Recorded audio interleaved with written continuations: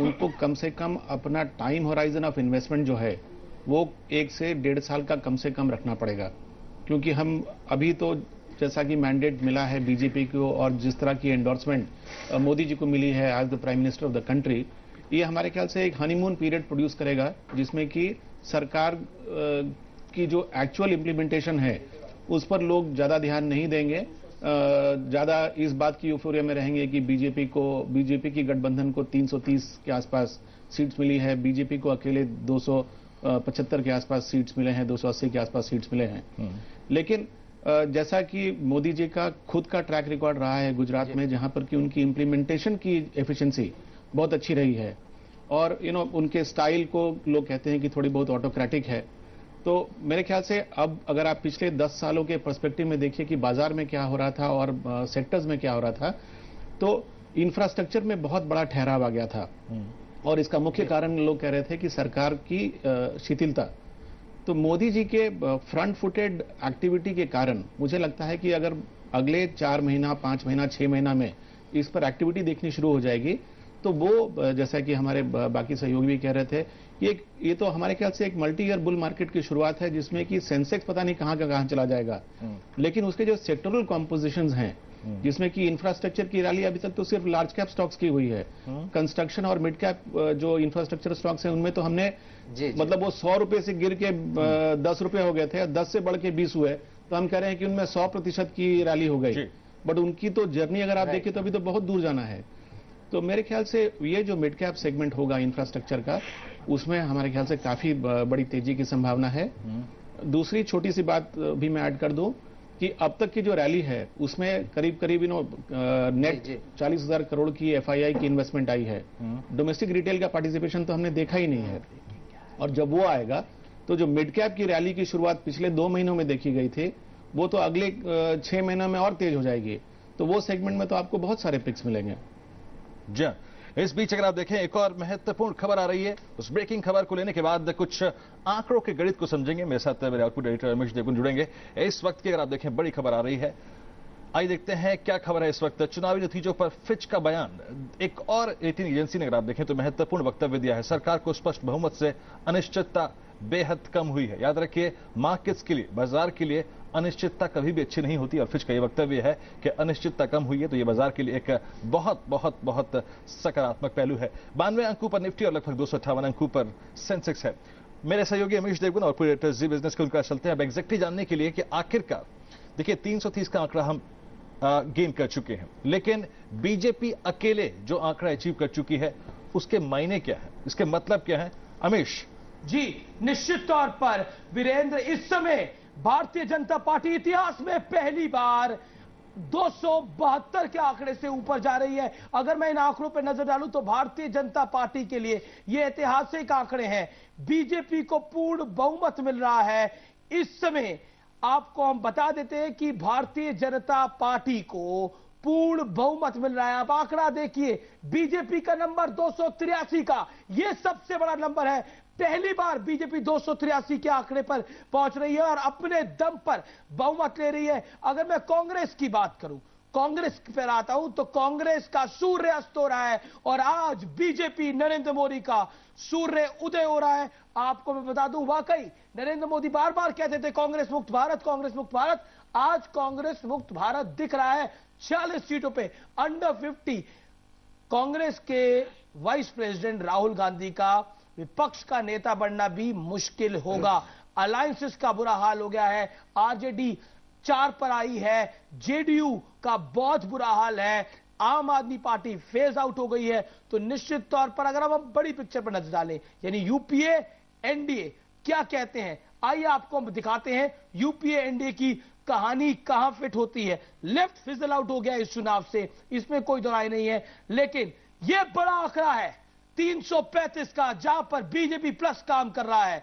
178 सीटों की का 176 सीटों का फायदा यहां पर मिलता हुआ मिल रहा है और कांग्रेस का सुपड़ा साफ हो गया है, 60 सीटों से नीचे यूपीए गठबंधन को मिल रहा है। तो यह रुख एकदम साफ है कि जनता ने कांग्रेस को नकारा नहीं है, उखाड़ के फेंक दिया है। और इतिहास में पहली बार कांग्रेस का इतना खराब प्रदर्शन और बीजेपी की अगुवाई वाला एनडीए गठबंधन नरेंद्र भाई मोदी के नेतृत्व में सबसे अच्छा प्रदर्शन कर रहा है, बहुत आगे बढ़ रहा है। मेरे साथ इस समय रमेश दवानी है, पशुपति अडवाणी है और साथ ही राशिद अल्वी भी बने हुए हैं। Ramesh Damani, I want to ask you a very straight question.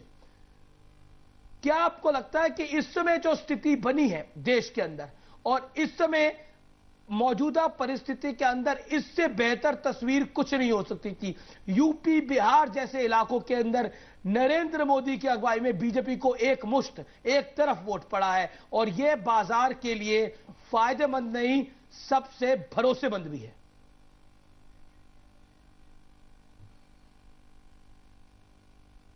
Ramesh Damani,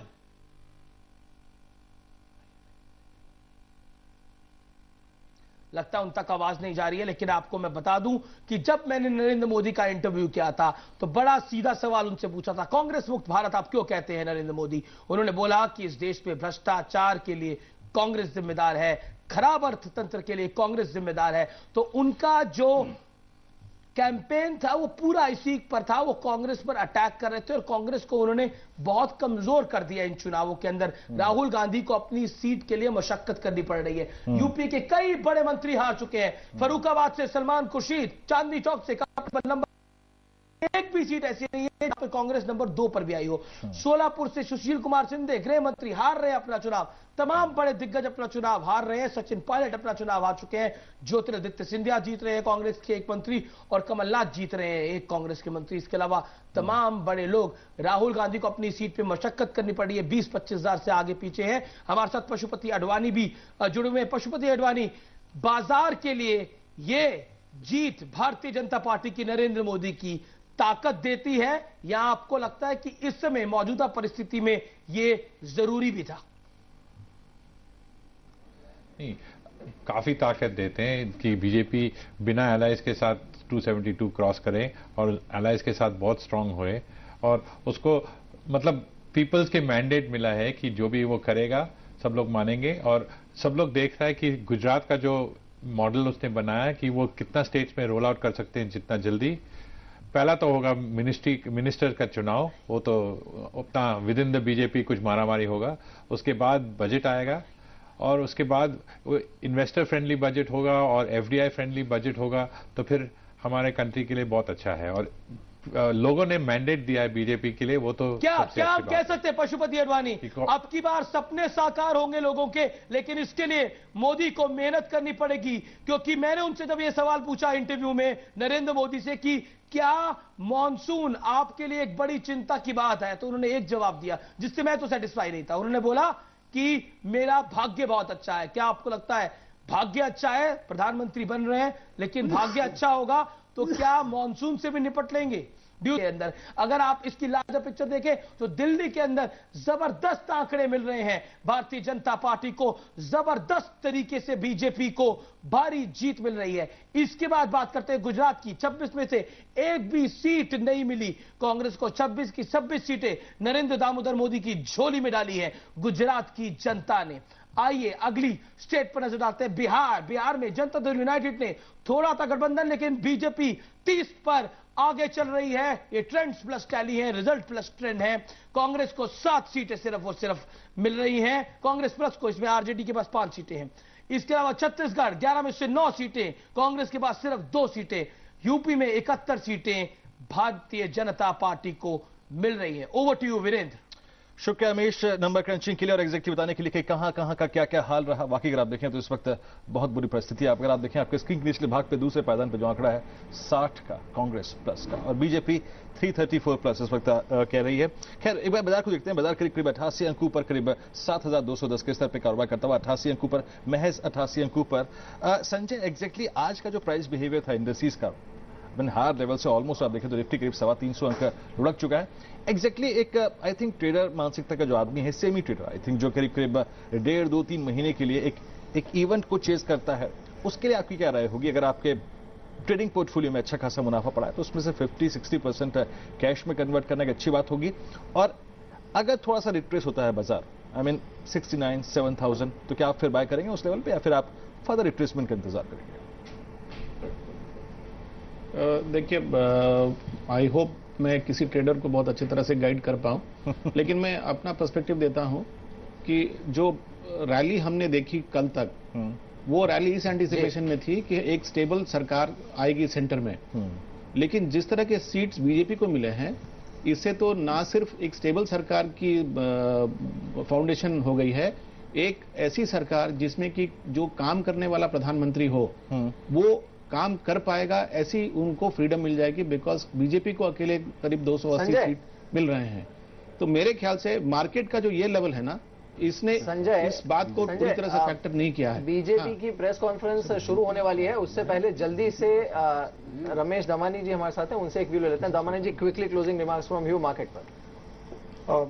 I think we had a bull market. ये शायद मंडे से रिटेल पब्लिक आएगा तो उसमें भी अच्छी तरह से बढ़ पाएगा बाजार, तो get invested in Indian stock market.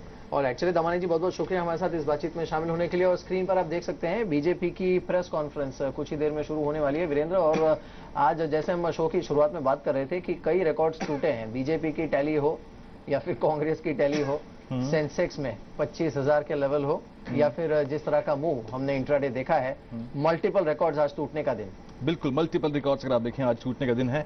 Ajay ji, मैं आपसे एक इनफैक्ट बात पूछना चाहूंगा, बाजार को हम देख भी रहे हैं, बाजार अगर आप देखें अब इन लेवल्स पर आके काफी फ्लैट हो गया। मैं एक चीज जानना चाहूंगा, क्योंकि यूपीए 2 में अगर आप देखें कुछ ऐसे बातें हुई, कुछ ऐसे इवेंट्स हुए, कुछ ऐसी घटनाएं हुई जिससे अमेरिका से अगर आप देखें बहुत संबंध हमारे खराब हुए, विदेश नीति अगर आप देखें बहुत चरमराई हुई रही।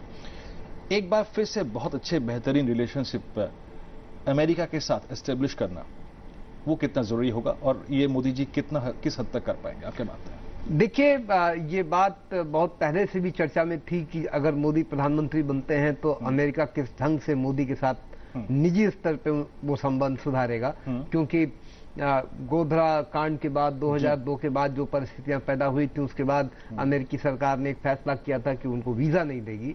अब वीजा नहीं देने की स्थिति के बाद आज वो स्थिति बन पड़ी है जब हम एक बेहतर भारत अमेरिका संबंध की बात कर रहे हैं।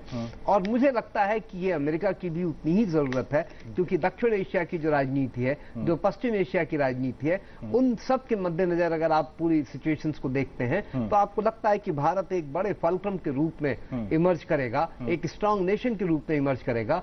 और जितना भारत को अमेरिका की आवश्यकता है in terms of investment and technology transfer, उतना ही अमेरिका को भारत में स्ट्रेटेजिक, यानी गिव एंड टेक रिलेशनशिप, बिल्कुल, और ये बराबर होगा। तो मुझे लगता है कि बहुत ठीक ढंग से और कुशल ढंग से मोदी भी, चूंकि बहुत जिसको कहते हैं कि फ्रंट फुट पे खेलेंगे, क्योंकि अमेरिका ने तो उनका वीजा ही बंद कर रखा था। अब अगर उनको आके उनके साथ कारोबार करना है तो निश्चित तौर पे बहुत मजबूती के साथ वो रिश्ते को निभाएंगे। इस बीच आपके स्क्रीन पर आप देखें विजुअल्स हैं, इस वक्त बीजेपी के प्रेस कॉन्फ्रेंस शुरू हो चुकी है। अजय जी, बहुत बहुत शुक्रिया आप इस कार्यक्रम में शामिल हो, अपनी महत्वपूर्ण अगर आप देखें आपने राय रखी यहाँ पर।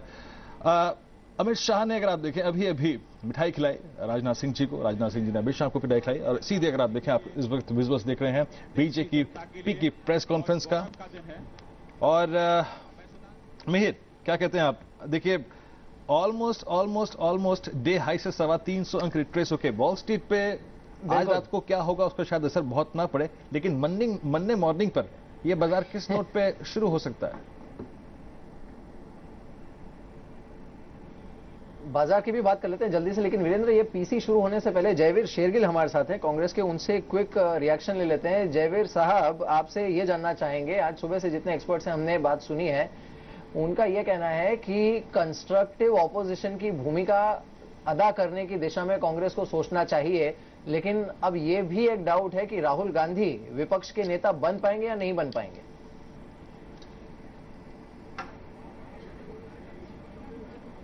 देखिए, अभी ट्रेंड्स और ये जो रुझान है उसको रिजल्ट्स में तब्दील होने पे ये बात की जा सकती है।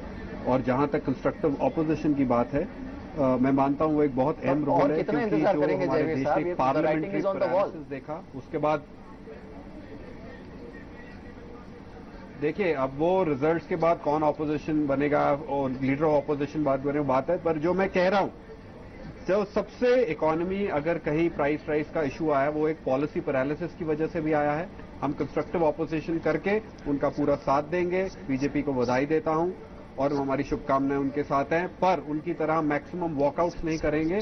देश के और जनहित में रह के काम किया जाएगा।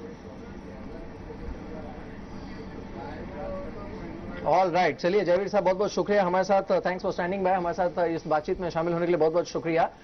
और बीजेपी की प्रेस कॉन्फ्रेंस बस शुरू ही होने वाली है। राजनाथ सिंह, अमित शाह, जिन्हें यूपी का किंग मेकर कहा जा सकता है, बिल्कुल जिस तरह का प्रदर्शन देखने को मिला है उत्तर प्रदेश में भारतीय जनता पार्टी का, और साथ ही सारे प्रवक्ता भारतीय जनता पार्टी के मौजूद, हमारे साथ हमारे भी कई मेहमान इस समय मौजूद हैं वीरेंद्र, लेकिन